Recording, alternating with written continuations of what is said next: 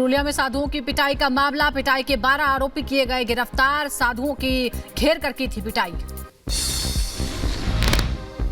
पश्चिम बंगाल के पुरुलिया में साधुओं पर हमला। आरोपियों ने साधुओं को निर्वस्त्र कर पीटा। अमित मालवीय ने ट्वीट कर बंगाल सरकार पर साधा निशाना। बेकाबू भीड़ ने साधुओं पर बोला हमला। गाड़ी में की तोड़फोड़। गाड़ी में बैठे साधुओं समेत गाड़ी को पलटा। 3 साधुओं पर नाबालिग के अपहरण को लेकर फैली थी अफवाह। झूठी खबर फैलने के बाद लोगों ने संतों से की मारपीट। मामले में अब तक 12 लोगों की हुई गिरफ्तारी। साधुओं की पिटाई के मामले पर अनुराग ठाकुर ने बंगाल सरकार से पूछा सवाल। कहा कौन दे रहा है अपराधियों को संरक्षण? राज्य में हिंदू विरोधी सोच क्यों? अब हिंदू साधुओं को मारने पीटने की, उनकी हत्या तक करने का भी प्रयास किया गया। सवाल ये खड़ा होता है कि तुष्टीकरण की राजनीति पश्चिम बंगाल को कहां लेकर जा रही है और आखिरकार ये हिंदू विरोधी सोच क्यों है? साधुओं की पिटाई पर बोले स्वामी चक्रपाणी महाराज। इंडी गठबंधन की हिंदू विरोधी बयान और विचार को बताया परिणाम। साथ ही ये भी कहा कि मौन ना बैठे संत समाज। देखिए, ये बहुत दुर्भाग्यपूर्ण है। अभी जो पश्चिम बंगाल से पुरुलिया से ममता सरकार में जिस प्रकार से पालघर 2 दोहराए जाने का प्रयास किया जा रहा था, संत समाज आखिर कब तक सोता रहेगा? जागृत हो और इनको सबक सिखाए। ऐसे काम नहीं चलेगा।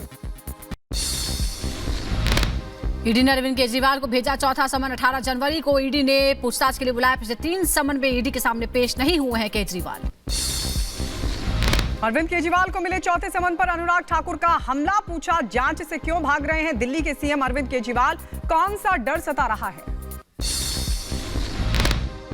2011 से लेकर 14 तक बड़ी बड़ी बातें करते थे। ऐसा क्या है जिसका डर अरविंद केजरीवाल जी को सता रहा है? ऐसा क्या है कि वो जनता के सामने आकर जवाब नहीं दे पा रहे? अरविंद केजरीवाल को चौथी बार ईडी का समन मिलने पर बोले हरीश खुराना। कहा इस बार भी केजरीवाल नहीं होंगे पेश, देंगे कोई बहाना। हर बार की तरह वो कोई ना कोई बहाना मार देते हैं। उनके लिए विपाशना इंपॉर्टेंट है, उनके लिए मध्य प्रदेश चुनाव इंपॉर्टेंट है, उसके लिए गोवा इंपॉर्टेंट है, लेकिन कानून का सम्मान इंपॉर्टेंट नहीं है। कानून कहता है कि 3 बार के बाद सम्मान स्किप करने के बाद ईडी के पास ऑप्शन होती है आपको गिरफ्तार करने की।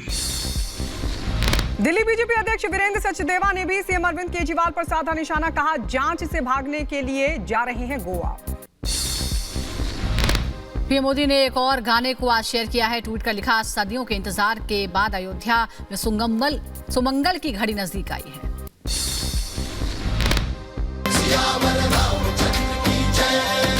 नगर नगर में डगर डगर में वंदन वार लगे हैं।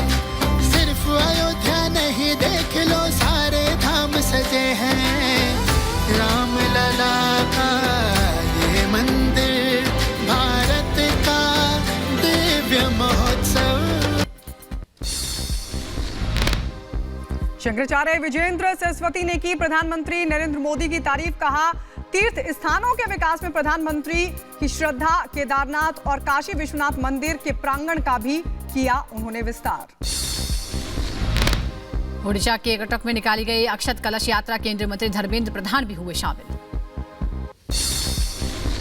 जम्मू कश्मीर के उधमपुर में निकाली गई अक्षत यात्रा। भगवान राम की प्राण प्रतिष्ठा को लेकर लोगों में खासा उत्साह। प्राण प्रतिष्ठा समारोह से पहले अलर्ट मोड पर पुलिस प्रशासन। अयोध्या में बढ़ाई गई सुरक्षा व्यवस्था। जगह जगह लगाए जा रहे हैं सीसीटीवी। गाजियाबाद में प्राण प्रतिष्ठा समारोह को लेकर महिला मैकेनिक की नेक पहल आई सामने। शुरू की 2 पहिया वाहनों की मुफ्त सर्विस। महाराष्ट्र में नशीले पदार्थ के खिलाफ मुंबई क्राइम ब्रांच ने की बड़ी कार्रवाई। 12 करोड़ का उत्पाद तंबाकू जब्त। हिरासत में लिए गए 7 लोग। झांसी में बुजुर्ग महिला की हत्या मामले में पुलिस ने की कार्रवाई। आरोपी बेटे को किया गिरफ्तार। पकड़े गए आरोपी से पूछताछ जारी। ओडिशा के भुवनेश्वर में विजिलेंस डिपार्टमेंट को मिली कामयाबी। 11,15,440 रुपए के साथ ट्रैफिक पुलिस को गिरफ्तार किया। मुंबई में पुलिस ने एक महिला को किया गिरफ्तार। बच्ची पर लगा अस्पताल से बच्चा चोरी करने का इस महिला पर आरोप लगा।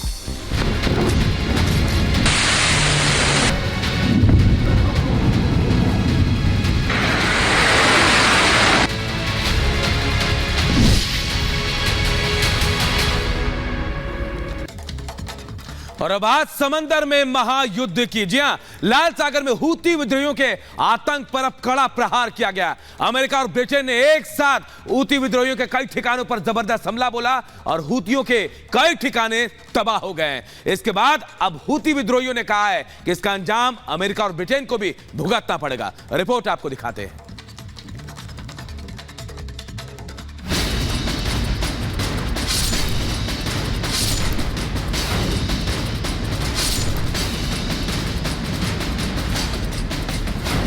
लाल सागर का पानी खून से लाल होना शुरू हो चुका है।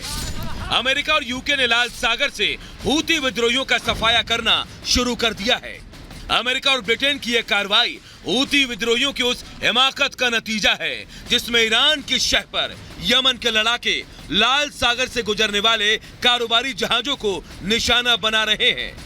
इसी कड़ी में अमेरिका और ब्रिटेन ने गुरुवार की आधी रात हूती विद्रोहियों के कई अहम ठिकानों पर हमला किया और हूती के radar system, air defence system और हथियारों के भंडार समेत कम से कम 73 ठिकानों को नेस्तनाबूद कर दिया। लाल सागर से होगा हूतियों का सफाया। प्रॉक्सी वॉर की आग में झुलसेगा ईरान। असल में ईरान समर्थित हूती विद्रोही इजराइल हमास जंग शुरू होने के बाद से ही फिलिस्तीन के समर्थन में लाल सागर से गुजरने वाले अंतर्राष्ट्रीय व्यापारिक जहाजों को निशाना बना रहे हैं, जिसके चलते लाल सागर से होकर गुजरने वाला अंतर्राष्ट्रीय शिपिंग रूट की सुरक्षा दांव पर लग गई है। भारत समेत दुनिया के 20 से ज्यादा देश ऐसे हैं जिसके लिए समुद्री मार्ग के जरिए व्यापार करना मुश्किल हो गया है। हूती विद्रोही चुन चुन कर कमर्शियल शिप को निशाना बना रहे हैं।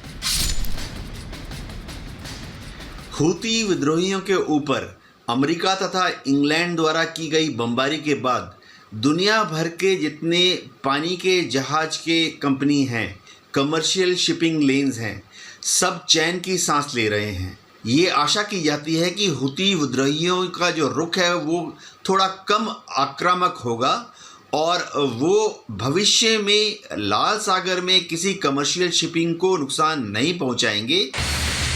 जानकारी के मुताबिक इस हमले का आदेश अमेरिकी राष्ट्रपति जो बाइडेन ने दिया था, जिसके बाद अमेरिका और ब्रिटेन के फाइटर जेट, जहाजों और पनडुब्बियों ने यमन पर हमला किया, जिसमें हूतियों के 60 से ज्यादा ठिकाने तबाह हो गए। इस ऑपरेशन में अमेरिका ब्रिटेन को 20 देशों का साथ मिला।